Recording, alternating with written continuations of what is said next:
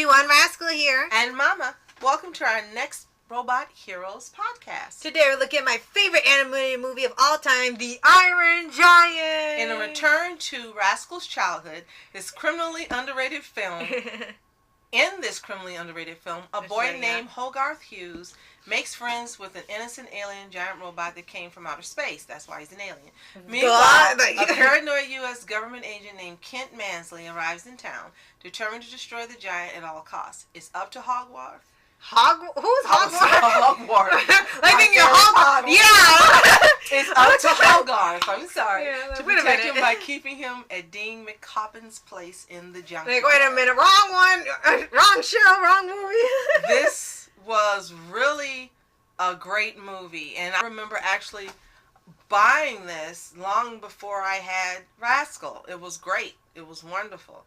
And I don't remember how we ended up watching it. I don't know if you saw the case or how we got to watching it the first time. That's but the only thing I don't after remember. she watched it the first time, this is another one of those movies where every day for an incredibly long period of time, we're talking months, we watched The Iron Giant every day. And it was that good where I never got tired of watching it every day with her. And she never got tired of watching it. No. There was even a point where Cartoon Network had a marathon. I guess they had the rights to air it. And they aired it for 24 hours straight. Most people got tired of it after the first few hours and couldn't take it anymore. I could sit and watch the whole marathon. If I could have, I would have. I probably watched maybe like the first 2 times, and then I think we had to leave or we had to do something else. But I probably would have been the only kid there sitting down watching that thing for a whole day straight. Now, this is one of those movies that it didn't do well at the box office. It cost between 70 and 80 million to make. I'm sorry, excuse me, guys. And at the box office, it only brought in 31 million. But after it was released to DVD and they still had tapes back then, this movie took off.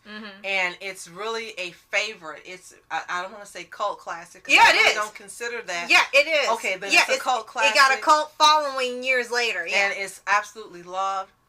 And it's 87 minutes, but it's such a great movie.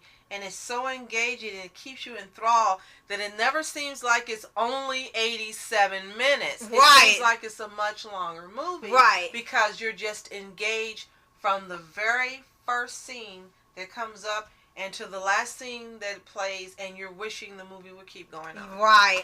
And I really love how it's done, where even from the poster, it looks like one of those old monster movies you would see for Svengoolie, when they would have for like a Frankenstein or Dracula or something, and this is really popped out poster with the monster and stuff, and it's really well done. I think it took place in the 40s, if I'm not mistaken. Yeah, because it said during the Cold War, I think. Yeah. Yeah, it was.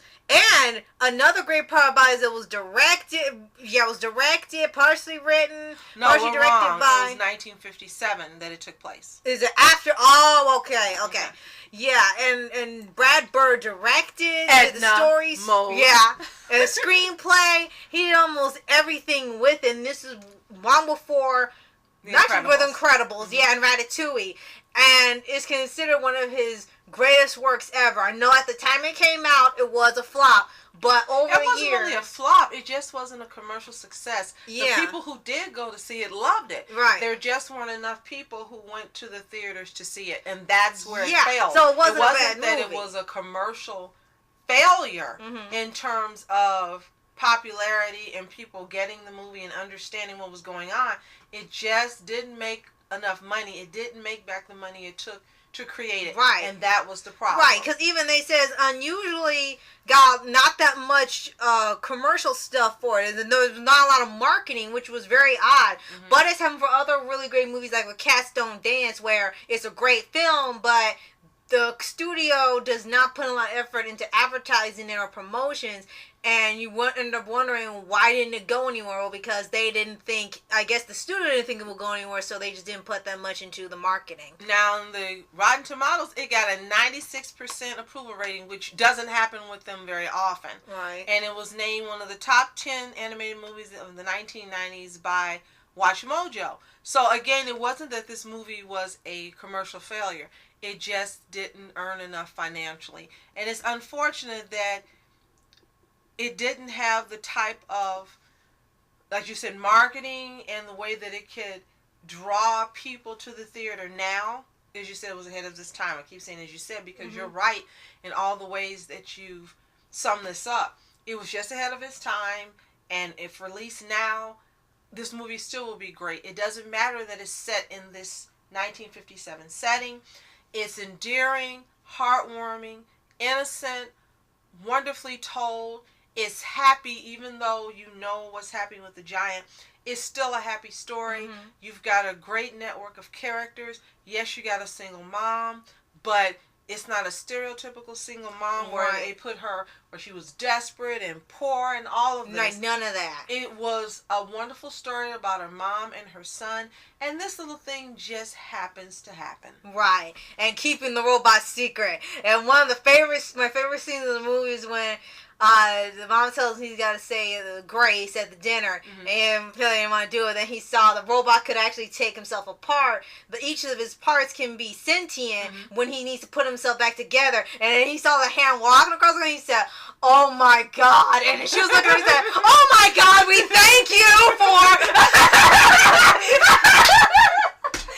There's just so many great moments. Or with the part where at the junkyard, and the giant was hungry. He was eating all this scrap and stuff, and then he tried to eat a car, and he accidentally turned on the horn, and no matter what he did, it wouldn't turn off. So he threw the car all the way across the town. So yes, there's just so many great things about it. The animation, the voice casting, and even the poster art was unlike anything, as you said, we've recently seen. It was a throwback to that time period. Right. But it was colorful and bright and descriptive. And looking at this poster, you could understand what this movie was about one quick glance. Right. And you had some stars in here like Vin Diesel. Yeah, I want to give a shout out to the great voice actors. Yes, Vin Diesel. I am Groot as the Iron Giant. And Harry Connick Jr., who is a legend in music in the jazz area.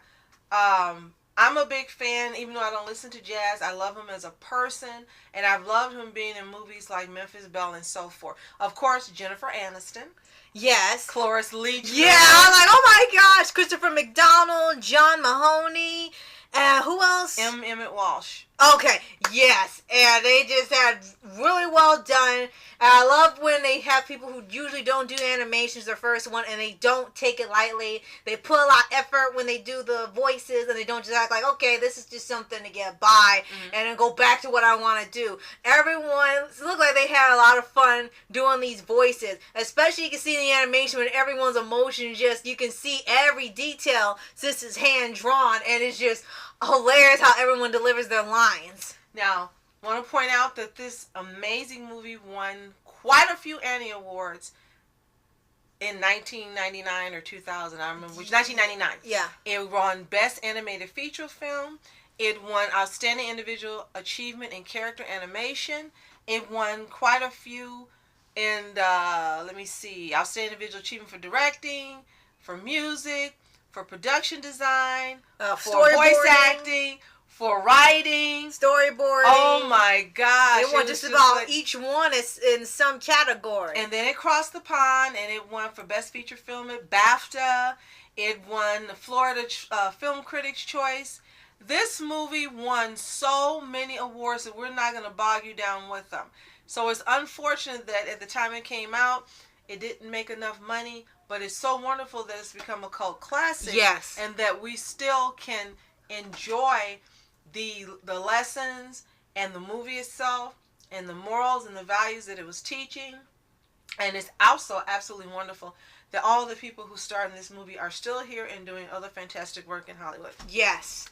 Yes, just absolutely 100% love. Favorite movie of all time. And I didn't know that, so I learned something with you guys. Right. It was actually supposed to be when we I were thought on it was the list. James and the Giant Peach, because that was another one we went over. That is one of my favorites, absolutely. But I think Iron Giant is my favorite animated movie of all time, because it had everything. It was awesome from beginning to end. I remember all the details, not saying like, oh, I forgot about that part. I still remember everything from it, and we've seen it 1,000 times. Yes, so yes, and we know you've seen the movie. You had to see the movie. If you're not, something's wrong. You need to go watch it. It's on Netflix, actually, if you like to see it. And it's really easy to get on DVD, or if you want to get on Amazon, it's really, really easy to get. And now, since you said it's on Netflix, we can just pull it up instead of getting out the DVD and watch it again today. Yes!